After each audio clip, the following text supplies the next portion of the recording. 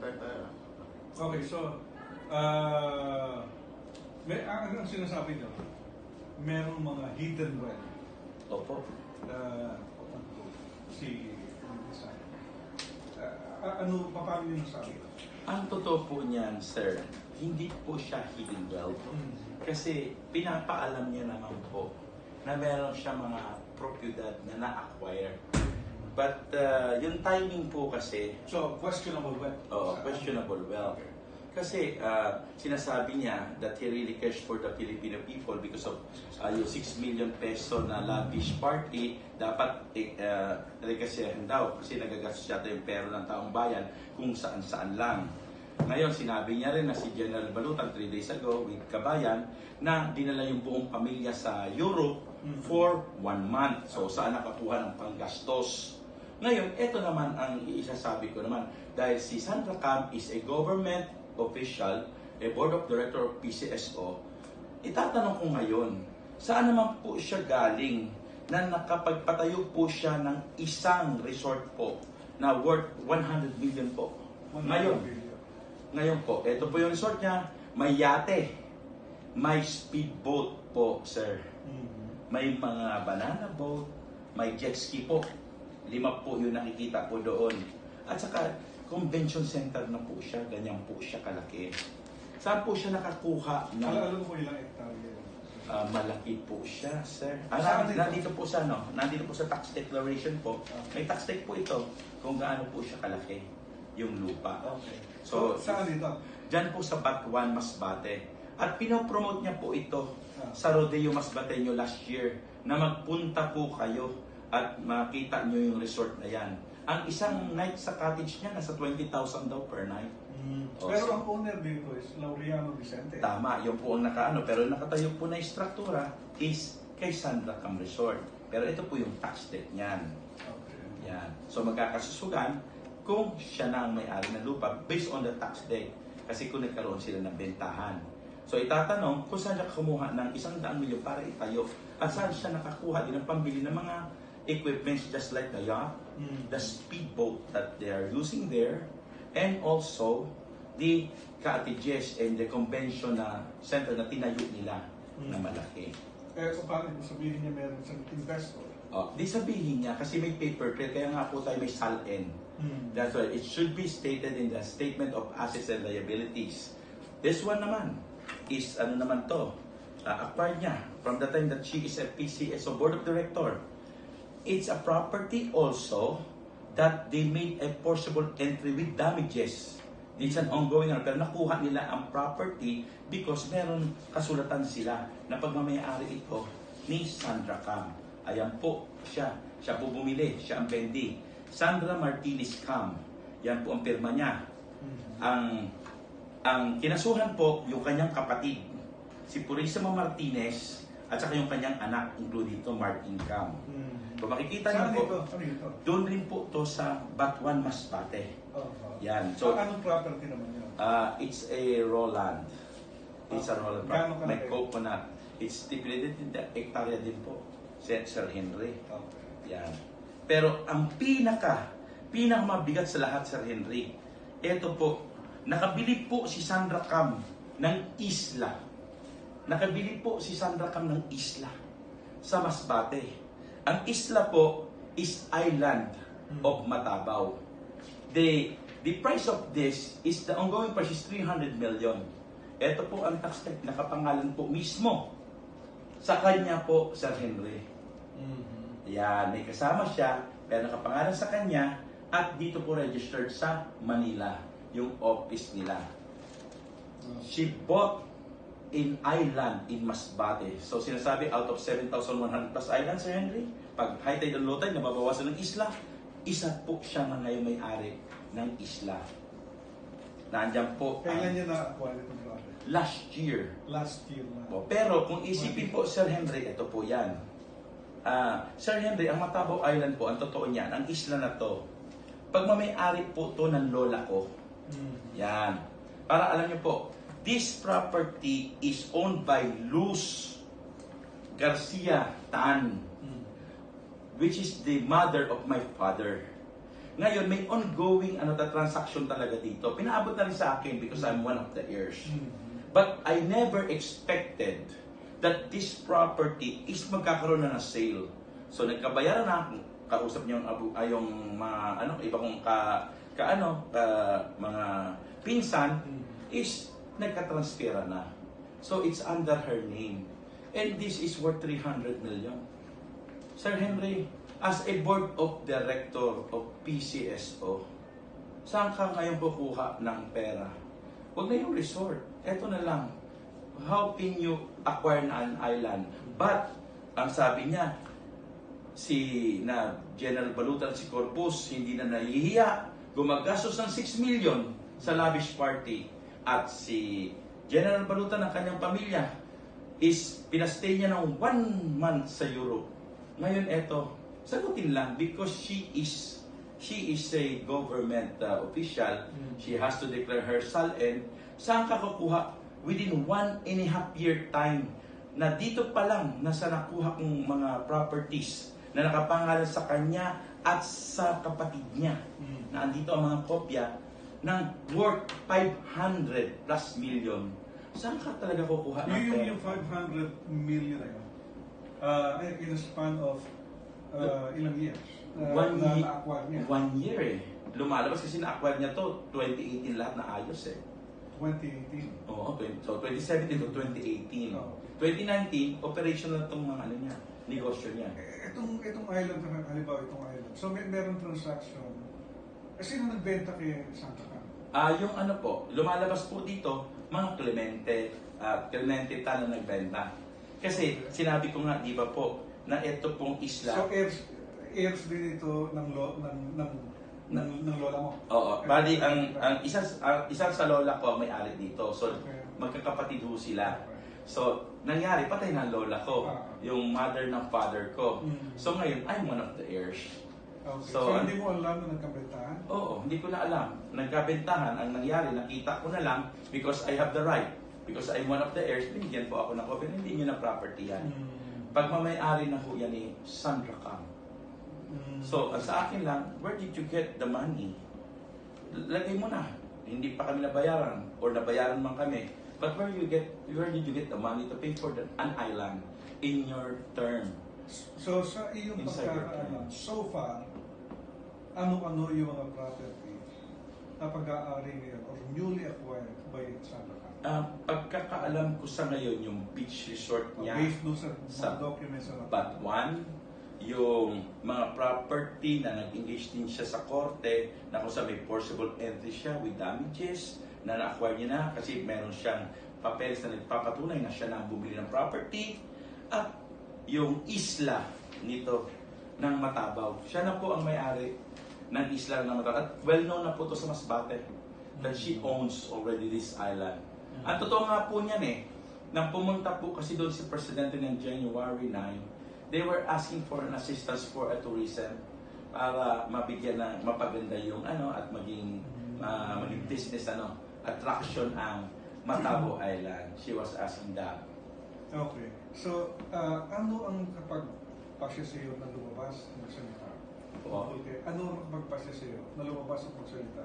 Laban kay Sandra Kang? Kasi yung kaso po na sinampa na po sa akin kasi ginagamit niya po dito, yung una nga, yung NBI, ginamit niya na yung Special Action Unit na kung saan sinampahan ako ng kaso. Ang kaso ko lang estafa. Pero ang pinalabas nila doon, I'm using the name of the President for business, which I did not do. Pagkatapos, ang mga worth ng estafa cases worth 280,000. Pinayos na lang, pinadismiss na lang para wala ng sakit ng ulo. Ngayon, tanggap ko na nasira na po yung pangalan ko. Ngayon, months ago, papatira mo pa talaga ako, hayop ka sa riding in tandem na namin sa Las Piñas. Sandra, grabe na talaga ang katarantaduhan mo. Kung hindi lang namin nasabote ang mga na yon, baka patay na ako, maswerte ka. Pero ngayon buhay ako, sasabihin ko. At ngayon, ginagamit mo pa ang CIDG Krame sa kahayupan mo. Dahil ngayon po, sir, ang nangyayari is meron silang dinampot, sir, na kakilala ko. Kakilala ko na dinampot sa CIDG at kinuna nila ng pera. Alahas, pagkatapos Sinong nila? ng CIDG, Mm. ng CIDG, nang dinampot yon si Mr. JP Cruz, nang dinampot yung taong yon, nasa CIDG, dumating yung ama. Sinabi ngayon na anong kasalanan ng anak ko, kundi papiyansahan ko. Mm. Tumawag doon si Sandra sa phone, using the phone of Darlito de la Cruz, yung ginamit lang tao. Etong si Mr. Darlito de la Cruz is the owner of HPI, yung nag-scam ng worth 1.6 billion. Ngayon nakalabas na dahil ginipig na siya ngayon ng CIDG. Pinagkakaperahan talaga. Ngayon, sila ang mga scammer na gumagawa ng kaso sa ibang tao pagkailangan. Ako ngayon ang naging target. Dahil nang dinampot ngayon ko si JP Cruz, hinihingian ng 5 milyon ng ama para i-drop yung kaso at ako daw ituro na mastermind. Kaya doon na ako na gano'n na, hindi na, papapatay mo na ako, gagawin pa ako ng panibagong kaso. Tinatambakan na ako sa ng kaso. Sandali, yung kay JP Cruz muna, anong gusto na ikaso? Anong gusto ituro siya? Kaso is carnapping naman. Mm. Carnapping. Pero nakapagpiyasa at ngayon nagtatago yung ano muna for his safetyness hanggang sa magpa-arrange siya sa korte. Okay. Yung riding in tandem, ano nangyari? Kailan nga? Sa ano po yun? Sa nangyari po yung sa Las Piñas kasi may bahay din po kami doon. Iniikutan po yung bahay namin. Ngayon hinahanap daw po ako. Napagtanungan nila, kapitan ng barangay, kilalang kilala po ako ni Barangay Captain Jojo Alavera ng Almansa 2. So pinaabot ngayon sa amin. So pinatimbre ngayon. Isang van sila at 3 motorsiklo. Naka-blatter na nakita ngayon ng pamangkin ko na may umiikot doon na nakasukbit yung baril doon sa isang nakasakay sa motorsiklo. Okay. Paano mo nasabi na si Sandra ang may pakanan? It was because sa nangyari na siniraan niya na nga ako na ayaw niya na ako maka-connection sa gobyerno para sa mga negosyo, alam niya na ako lang ngayon ang natitira na lang na may alam ng baho niya. Dahil magkasama pa kami noon pa at alam niya na ako lang ang pwedeng magsalita laban sa kanya sa ginawa niyang kahayupan noon hanggang sa ngayon. Dahil ngayon na naging connected po siya sa PCSO. A board of director is very powerful for a person na galing sa illegal activities ng weteng. Ano po ba siya? Di ba inamin niya naman siya na siya ay weteng whistleblower? Ngayon nakaupo siya sa ahensya ng PCSO na kung saan ang PCSO ang nagbibigay ng STL franchise to all operations all over the Philippines. Therefore, kapag hindi i-award sa iyo STL franchise because of a technicality, Sir Henry, hindi mo makukuha yan. So ano mangyayari?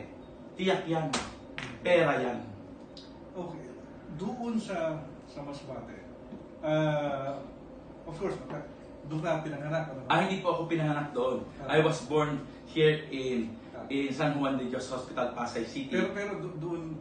But I grew up in the United States. Okay. Na uwi lang ako dito dahil nga pinatay na yung kapatid ko sa politika. Ngayon pinauwi na ako dito para makatulong naman sa negosyo and pag-uwi ko, napasok ako sa politika. Okay. Kaya nga pinatakbo ako sa pagkakonsihal. Doon sa Masbate, as far as you know, isa ngayon, yung may STL ba ron? Meron po. Meron po Okay. yata. Okay. Ano alam mo sa STL doon? May connection ba doon si Sandra? Sa ngayon po kasi, dahil huminto na nga po ako sa operation sa politika sa Masbate, ang nangyayari po Sir Henry, ang pagkakalam ko sa Bicol region because one of my cousin is a former congressman of Albay. He is Congressman Reno G. Lim of the 3rd District of Albay. Ngayon may mga players ng STL na kapag hindi na ibigay yung sinasabing kailangan sa PCSO, hindi i-award ang franchise. So, the prices daw is ranging to 20 million pesos for them to be awarded of the said franchise. At ang alam ko, may mga kanya-kanyang tariya yan. Ibig sabihin ng tariya, yung kota. Ang nakakota kay Sandra para sa kanya, I heard, was 50 So, if 50 times 20, that is a total of 1 billion 50. na lagay. 50 franchises. Oh. So, ibig sabihin, a-apply po kayo, STL, may franchise po. Pag-apply po doon, sasabihin, submit mo ito. Sinabit mo na lahat, kinumpleto mo lahat. Ay, hindi ma-award sa'yo dyan kasi ganito. Technicality ka. She's member of the board. She can do, sisilipin ka lang eh. Technicality ka. But, pag inayos mo yung technicality na yon, ikaw na. Pero, kasosyo kami dyan. Okay. Pero wala akong personal na experience. Wala akong personal because I'm not connected with the PCSO. It's probably General Balutan can answer that because he's the general manager. At sinabi niya kasi, hindi niya daw masikmura, so it's up to him. Ang sinasabi ko lang, Sir Henry, nagmamalinis kasi masyado si Miss Sandra Cam. Sinasabi niya yung mga tao, walang bayad, yung mga general. Pues, ako hindi naman ako nagmamalis, Sir Henry. Nakagawa tayo ng mga bagay-bagay na hindi rin naman naaayon sa ng pantao, ng batas. Pero si Henry, hindi naman ako kapare si Sandra Cam, nagganon katindi. Nasisiraan niya pa yung kapwa niya. Sabi nga nila, bago ka maglinis ng bakuran ng iba, linisan mo naman ang bakuran mo. Ngayon, kung sakasakali man may mangyari sa akin, at least sinisiwalat ko dito na dapat, Mr. President, I'm begging you, Mr. President, to see your people. Dahil ikaw gusto mo maging maayos ang bansa. Pero sadyang may mga tao na sila ang gumagamit sa pangalan mo at sila ang sumisira sa gusto mo na maging matuwid ang takbo ng bansa. Okay, para malinaw lang. Kilala mo ba si General Balutan? Nakausap mo ba? Pinakausapan mo ba ng lumabas? Personally po, kung tatanungin niyo ako, I never met General Balutan. Personally. Not even General Corpus. I do not know them. Because I told you before that I became a politician, I am a businessman, but I'm not connected with the military. So, okay. So, bakit ka lumabas para magsalita tungkol kayo? Dahil para ipakita na sa taong bayan kung ano na ang kahayupan ni Sandra. So, sinasabi niya na caring siya sa Filipino people. Sa 6 million, tinitira niya ang mga taong ito. Pero siya, meron siyang property na worth 500 million. Yun lang po ang nakuha kong ebidensya. Hindi ko pa po alam kung saan pa po siya nag-invest. Dahil may na-news na pinapasok niya sa Southwoods na kiniklaim niya ang property doon. Nasa news yan. Nasa viral din yan. Na may mga kasama siyang tao at ang kanyang abogado ay si Atty.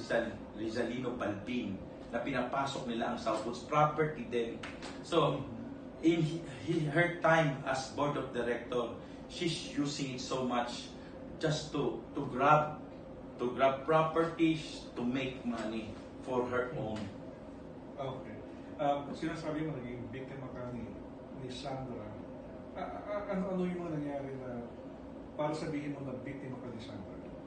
Yun nga po, yung mga kaso po na ginagawa nila laban sa akin is lahat siya ang nagpa-fabricate. Dahil mismo narinig mismo ng ama ni JP Cruz na si Mr. Eric Cruz na pinunta niya sa CIDG ng dinampot yung anak na tumawag si Sandra at sinabi ni Darlito de la Cruz na Tita Sandra, andito na po yung subject. O, ang gusto ni Sandra mangyari is, sige, papalabasin yung anak, tapos hinihinga ng 5 milyon ni Darlito yung mga Cruz at palit ulo na akong ituro na mastermind ng kaso na sinampa. Bakit? Ba't kayo nagkagalit? Galing pa si Sandra? Lumalabas po, nagsimula po yung galit sa akin ni Sandra because nga po yung panahon na nagkahiwalay po kami doon po sa panahon ni Gloria Macapagal Arroyo when she was a president, when she was forcing me to come along with her and say that kami magkasama noon nang nagdi-deliver ng pera kay First Gentleman Mike Arroyo, kay Congressman Iggy Arroyo, at kay Congressman Mikey Arroyo. Na hindi ko talaga sinama kasi hindi naman totoo. Dahil kung iisipin, Sandra Cam ran for different offices in Masbate. She ran for Congresswoman, but she lost. She ran for mayor twice, but she lost. She even ran for board member and she lost. And she even ran for senator now, and she lost.